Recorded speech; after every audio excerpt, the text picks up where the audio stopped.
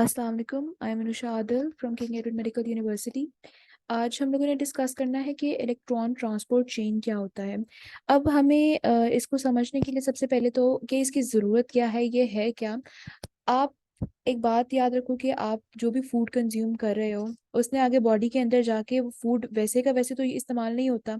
हमने उस फूड से जनरेट करनी होती है एनर्जी। आप एनर्जी गेन करने के लिए खाना खा रहे हो, लेकिन खाना डायरेक्टली आपको एनर्जी प्रोवाइड नहीं कर रहा, उसकी ब्रेक डाउन होगी। कुछ ऐसे प्रोडक्ट्स बनेंगे, कुछ ऐसे मॉलिक्यूल्स जनरेट होंगे जो फर्दर आपको एनर्जी प्रोवाइड करेंगे। अब अगर आप कार्बोहाइड्रेट, फैटी एसिड्स या प्रोटीन्स कुछ भी कंज्यूम करते हो, यानी आपकी मील के अंदर कुछ भी था, उसने अल्टीमेटली आपको कुछ प्रोडक्ट्स देने होते हैं।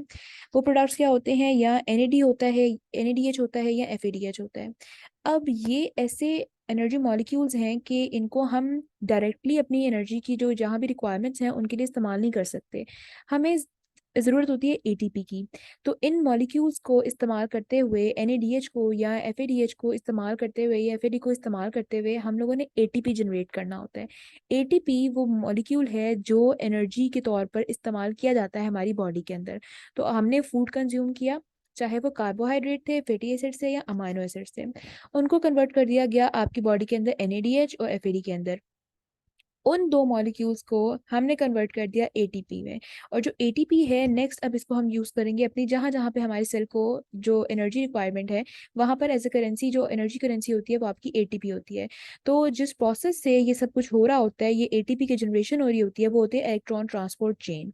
अब इस चीज़ को इलेक्ट्रॉन ट्रांसपोर्ट चेन क्यों कहा गया है? इलेक्ट्रॉन ट्रांसपोर्ट चेन इसलिए कहा गया है कि ये एक ऐसा प्रोसेस है जिसके अंदर काफ़ी सारे कॉम्प्लेक्सेस इन्वॉल्व होते हैं। जैसे आपको मैं दिखाऊं तो इन कॉम्प्लेक्सेस में ना इलेक्ट्रॉन मूव कर रहा होता है। यहाँ पे ये इलेक्ट्रॉन्स मूव करते हुए अगर आपको नजर आए, ये करके जो इलेक्ट्रॉन्स बने हुए, इलेक्ट्रॉन्स की मूवमेंट चल रही होती है और एक पैटर्न के अंदर चल रही होती है, एक चेन के अंदर चल रही होती है, जिसके अंदर इलेक्ट्रॉन ट्रांसफर हो रहा होता है, ट्रांसपोर्ट हो रहा होता है।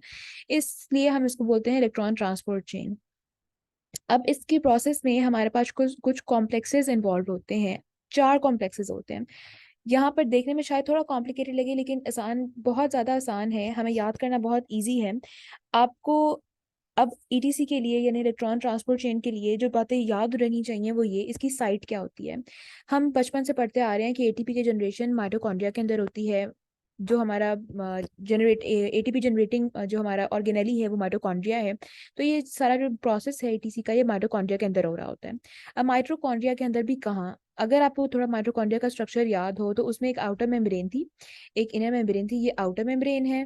हमारे पास एक इनर मेम्ब्रेन होती है जिसके अंदर यूं करके क्रिस्टीज बने होते हैं। ठीक है, अब ये इनर मेम्ब्रेन है, ये वाली आउटर मेम्ब्रेन है। इन दो मेम्ब्रेन्स के दरमियान में ये वाली जो है ना इंटर मेम्ब्रेनस स्पेस है। और जो इनर मेम्ब्रेन है उसके दरमियान में जो चीज यहाँ पर आती है इसको मैट्रिक्स बोलते हैं। अब मैट्रिक्स यहाँ पर अगर मैं आपको दिखाऊं तो ये आउटर मेम्ब्रेन आपको नजर आ रही है, ये इनर मेम्ब्रेन नजर आ रही है, ये इन दोनों के दरमियान की स्पेस है, और ये मैट्रिक्स है। मैट्रिक्स के जो माइटोकॉन्ड्रियल मैट्रिक्स है उसके अंदर वो सारे एंजाइम्स और मॉलिक्यूल्स हैं जो कि आपकी बॉडी के अंदर डिफरेंट रिएक्शंस हो रहे होते हैं। जैसे ग्लाइकोलिसिस, ग्लूकोज की सिंथेसिस हो रही होती है, जैसे यूरिया की सिंथेसिस है या हीम की सिंथेसिस है। तो वो तकरीबन उनके जो मोस्ट ऑफ द स्टेप्स हैं इन सब की सिंथेसिस के, वो आपके मैट्रिक्स के अंदर हो रही होती हैं, क्योंकि इसके अंदर वो सारे एंजाइम्स होते हैं। हमारे पास जो इलेक्ट्रॉन ट्रांसपोर्ट चेन का प्रोसेस है वो आपकी इनर मेम्ब्रेन पे ये सारे कॉम्प्लेक्सेस होते हैं। आपकी इनर मेम्ब्रेन इन्वॉल्व होती है जिसके ऊपर ये सारे कॉम्प्लेक्सेस हैं, और इसके साथ साथ इंटर मेम्ब्रेनस स्पेस इन्वॉल्व होती है जहां पर हम देखते हैं कि इसका क्या रोल है। लेकिन दो चीजें आपने याद रखनी है, और अगर आपको कोई स्पेसिफिकली पूछे कि ये सारे कॉम्प्लेक्सेस कहाँ प्रेजेंट होते हैं, तो वो आपके इनर मेम्ब्रेन के अंदर होते हैं। अब नेक्स्ट क्या हो गया आपके पास? अब हम शुरू करते हैं कि पहला स्टेप हमारे पास क्या होता है। पहले हम कॉम्प्लेक्सेस के नाम याद कर लेते हैं। कॉम्प्लेक्सेस के नाम को याद करने का एक और आसान तरीका है कि आप ना इसको डिवाइड कर लो। अब हमारे पास 4 कॉम्प्लेक्सेस हैं। हमने बोल दिया कॉम्प्लेक्स 1, 2, 3 एंड 4। जो कॉम्प्लेक्स 1 और 2 है, ये दो, ये होते हैं डीहाइड्रोजिनेसेस। ठीक है, और जो बाकी दो हैं वो होते हैं हमारे पास साइटोक्रोम्स। एक चीज में हमने पहले कैटेगराइज कर दिया, फिर हम इसको फर्दर डिटेल में करते हैं। दो डीहाइड्रोजिनेसेस हैं और दो साइटोक्रोम्स हैं। अब डीहाइड्रोजिनेस के अंदर सबसे पहले आपको नजर आ रहा है NADH डीहाइड्रोजिनेस, एक कॉम्प्लेक्स। दूसरा कॉम्प्लेक्स में सक्सिनेट डीहाइड्रोजिनेस। तो कॉम्प्लेक्स 1 इज NADH डीहाइड्रोजिनेस और कॉम्प्लेक्स 2 इज सक्सिनेट डीहाइड्रोजिनेस। फिर आपके पास तीसरा साइटोक्रोम है। साइटोक्रोम्स में BC1 ये वाला, और साइटोक्रोम AA3 ये वाला। तो हमारे पास 4 कॉम्प्लेक्सेस बन जाते हैं, 2 डीहाइड्रोजिनेजेस और 2 साइटोक्रोम्स। डीहाइड्रोजिनेजेस के अंदर फर्दर एक NADH और एक दूसरा वाला सक्सिनेट। साइटोक्रोम्स के अंदर पहला वाला BC1 और दूसरा वाला AA3। अब हम बात करते हैं हर कॉम्प्लेक्स के पास ना, अब हर कॉम्प्लेक्स को कुछ एडिशनल चीजें चाहिए होती हैं। हम सबसे पहले बात करें FES की, ठीक है। यानी हमारे पास अब FES एक ऐसा कंपोनेंट है जो कि कॉम्प्लेक्स 1 को भी चाहिए, कॉम्प्लेक्स 2 को भी चाहिए और कॉम्प्लेक्स 3 को भी चाहिए। तो कॉम्प्लेक्स का मतलब ये होता है ना कि एक से ज्यादा मॉलिक्यूल्स के अंदर इन्वॉल्व है। तो कॉम्प्लेक्स 1 में हमने 1, 2 और 3 इनमें हमने अभी तक 2 चीजें डाल दी हैं। पहले वाले में NADH डीहाइड्रोजिनेज और FES, दूसरे वाले में सक्सिनेट डीहाइड्रोजिनेज और FES, तीसरे वाले में साइटोक्रोम BC1 और FES। अब हम बात करते हैं एक और कंपोनेंट चाहिए होता है। अब स्पेसिफिकली जो फर्स्ट है उसको एक और कंपोनेंट चाहिए होता है FMN, ठीक है। अब पहले कंपोनेंट के अंदर ना हमारे पास 3 चीजें हो गई हैं, NADH डीहाइड्रोजिनेज, FES और FMN। ये हो गई फर्स्ट के लिए। सेकंड के अंदर हम लोगों ने अभी तक 2 चीजें डाली थी, सक्सिनेट डीहाइड्रोजिनेज और FES। जो इसकी तीसरी चीज है वो होती है FAD, ठीक है। अब हमारे पास कॉम्प्लेक्स 1 के अंदर भी 3 चीजें हैं, कॉम्प्लेक्स 2 के अंदर भी 3 चीजें हैं। जो कॉम्प्लेक्स 3 है उसके अंदर हाँ कॉम्प्लेक्स 3 है उसमें हमारे पास होता है साइटोक्रोम BC1, दूसरा हमने कहा था इसमें FES होता है, और बस इसमें तीसरी कोई चीज नहीं होती। अब हमारे पास रह गया सिर्फ जो हमारे पास कॉम्प्लेक्स 4 है ना, उसके अंदर क्या क्या चीजें होती हैं। अब एक साइटोक्रोम AA3 तो होता ही है। अब इसको आप ऐसे याद रख लो कि अभी तक कुछ भी नहीं मिला FES, FMN या FAD के अंदर से, तो इसको एक बहुत ही यूनिक चीज मिलती है जो होता है आपके पास कॉपर, CuA, कॉपर A और कॉपर B, ठीक है। अब ये हमारे पास ना कंपोनेंट्स हैं जिसने हेल्प करना है। मेजरली आपके पास जो डीहाइड्रोजिनेजेस या साइटोक्रोम्स थे उनका काम है, लेकिन ये ऐसे कंपोनेंट्स हैं, बाकी जो सारे कंपोनेंट्स आपको नजर आ रहे हैं ऐसे कंपोनेंट्स हैं जिसने ना इन सबको हेल्प करना है। अब कैसे हेल्प करते हैं, अब आपके पास कॉम्प्लेक्सेस के नाम याद आ गए।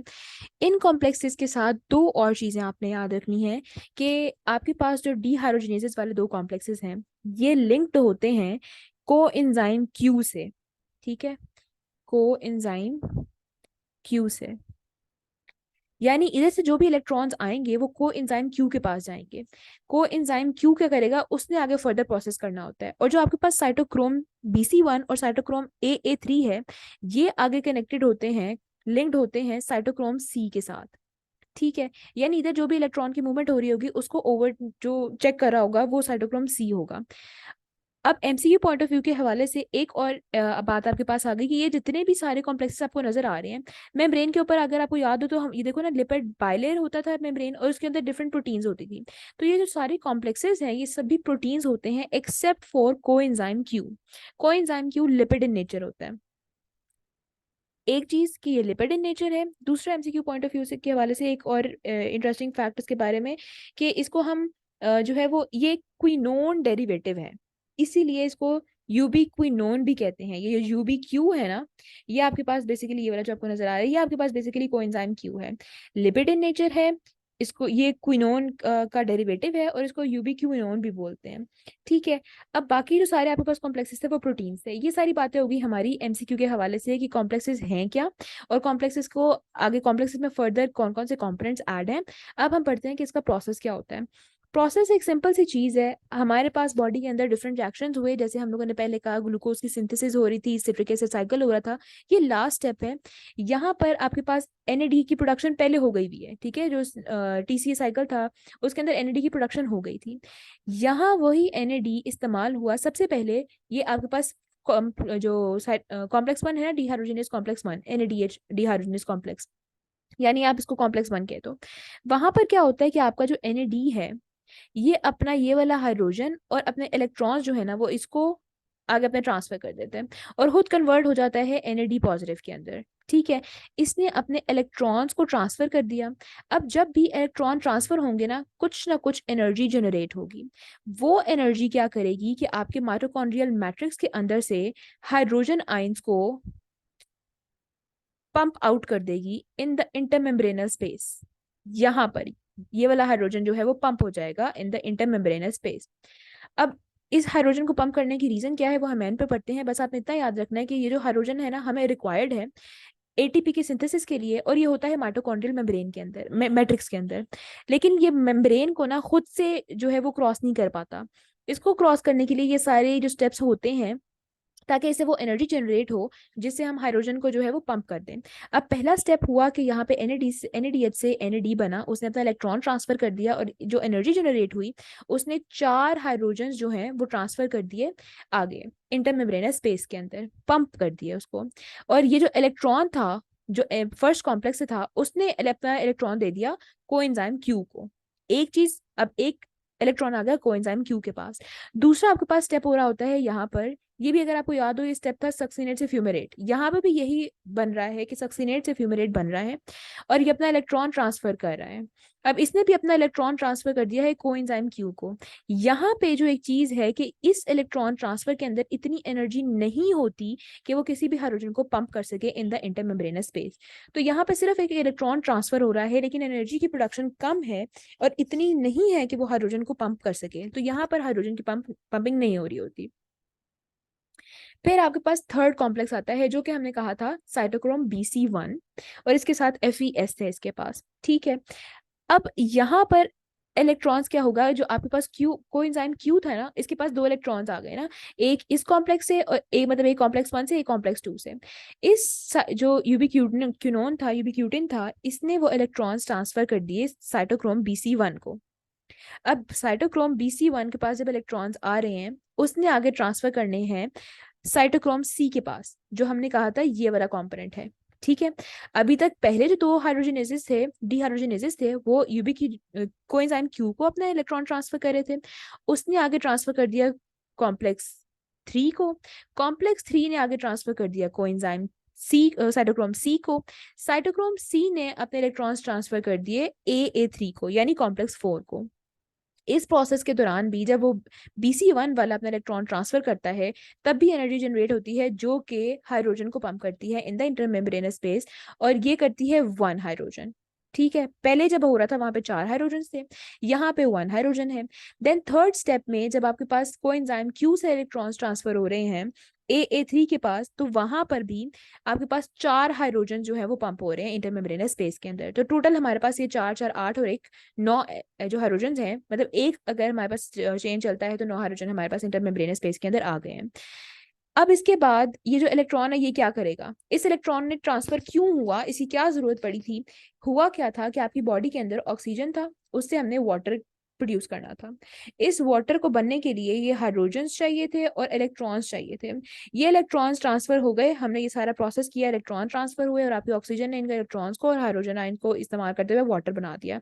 अगर ये वाटर की प्रोडक्शन ना हो रही होती तो एक एनर्जी ही ना होती जो इस प्रोसेस को डिराइव कर रही थी। लेकिन अब हमारे पास वो एनर्जी, वो एक वजह थी जिस वजह से ये इलेक्ट्रॉन ट्रांसपोर्ट चेन चल रही थी। अब जब तक ये बनता रहेगा ये चेन चलती रहेगी, और साथ साथ हाइड्रोजन जो है वो इंटरमेम्ब्रेनस स्पेस के अंदर जाते रहेंगे। ये सारा स्टेप आपके पास जो था ये इलेक्ट्रॉन ट्रांसपोर्ट चेन के अंदर है, ठीक है। अगर आपके पास ETC आता है लिखने के लिए, तो ये सारी चीजें हैं जो आपने मेंशन करनी है, कौन लिपिड है, कौन प्रोटीन्स है, कॉम्प्लेक्सेस के अंदर क्या क्या काम है।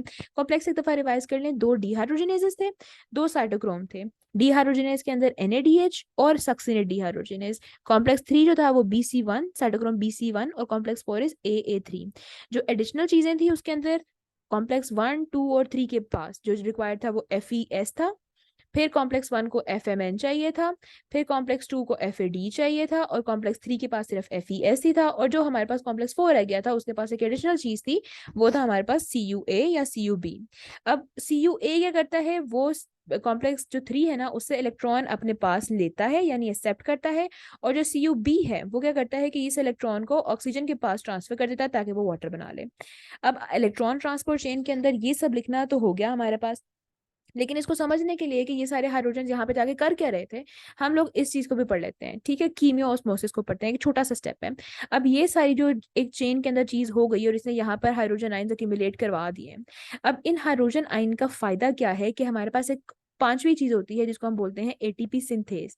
ये प्रोसेस ना कीमियो ऑस्मोसिस का है। ATP सिंथेज ने क्या करना है कि यहाँ पर ये ना इसका 2 इसके पार्ट्स हैं, एक इसको F0 कहते हैं इतने से पार्ट को, और ये जो बाकी पार्ट है ये F1, 2 डोमेन्स हैं इसकी, ठीक है। F0 डोमेन और ये F1 डोमेन। अब F0 डोमेन ना आपकी इनर मेम्ब्रेन के साथ अटैच होती है, और F0 जो F1 डोमेन है वो आपकी इंटर मेम्ब्रेन के अंदर है। अब हुआ क्या कि ये जो आपके पास F1 वाली डोमेन है ना, इसने एटीपी और इनऑर्गेनिक फॉस्फेट को इस्तेमाल करके एटीपी जनरेट करना है। लेकिन इसको जनरेट करने के लिए क्या जरूरी है कि ये जो आपको ये फूल सा नजर आ रहा है ना, ये जो पंखे टाइप से नजर आ रहा है, इसका घूमना जरूरी है। लेकिन इसके पास इतनी एनर्जी नहीं है कि ये घूम सके। इसको जो एनर्जी चाहिए वो कैसे होगी कि पहले हमारे पास हाइड्रोजन आयन, बिल्कुल शुरू में अगर हम चले जाएं तो हाइड्रोजन आयन आपके पास इनर मैट्रिक्स के अंदर ज्यादा थे। लेकिन जब इलेक्ट्रॉन ट्रांसपोर्ट चेन हुई तो इतने सारे हाइड्रोजन आपके इस एरिया के अंदर आ गए, ठीक है, इंटरमेम्ब्रेनस स्पेस के अंदर आ गए। अब उस इंटरमेम्ब्रेनस स्पेस के अंदर हाइड्रोजन आयन की कंसेंट्रेशन हो गई ज्यादा। अब हमारे पास प्रोसेस क्या होता है कि अगर कहीं हमने मूवमेंट करवानी है और वहां पे हम चाहते हैं कि एनर्जी प्रोड्यूस हो, कंज्यूम ना हो, तो क्या होगा कि अगर एक जगह किसी चीज की कॉन्सेंट्रेशन ज्यादा है, वो कॉन्सेंट्रेशन डाउन द ग्रेडियंट जाता है, और यानी अलोंग द ग्रेडियंट जाता है, तो उसमें एनर्जी प्रोड्यूस होती है, ना कि लॉस, ठीक है। तो यहाँ पर भी हाइड्रोजन आयन को हमने कर दिया ज्यादा, यहाँ पे सारी इलेक्ट्रॉन ट्रांसपोर्ट करके यहाँ पे हाइड्रोजन आयन हो गए इंटरमेम्ब्रेनस स्पेस के अंदर हो गए ज्यादा। अब वो आराम से जब एटीपी सिंथेज के अंदर से गुजरेंगे तो एनर्जी की प्रोडक्शन होगी। वो एनर्जी सफिशिएंट होगी इस F1 डोमेन को मूव करने के लिए। जब ये मूव करेगा तो इसकी मूवमेंट से एडीपी जो है वो एटीपी के अंदर कन्वर्ट हो जाएगा, और फाइनली हमें जो प्रोडक्ट था एटीपी चाहिए था वो हो गया। यानी हमने यहाँ पे देखो ना, एनएडी को और एफएडी को इस्तेमाल करते हुए हम लोगों ने एटीपी अल्टीमेटली सिंथेसाइज कर लिया। तो ये आपके पास रोल था कि ईटीसी क्या इंपॉर्टेंस है इसकी, क्या यूज है इसका। और जहां तक कॉम्प्लेक्सेस की बात है, वो जितनी दफा हमने रिवाइज कर लिया मुझे लगता है कि आप लोग को याद रह जाएगा। तो this is all about etc. अगर किसी को फिर भी कोई क्वेश्चन हो, कोई क्वेरी हो, तो they can ask. Thank you so much. Allah Hafiz.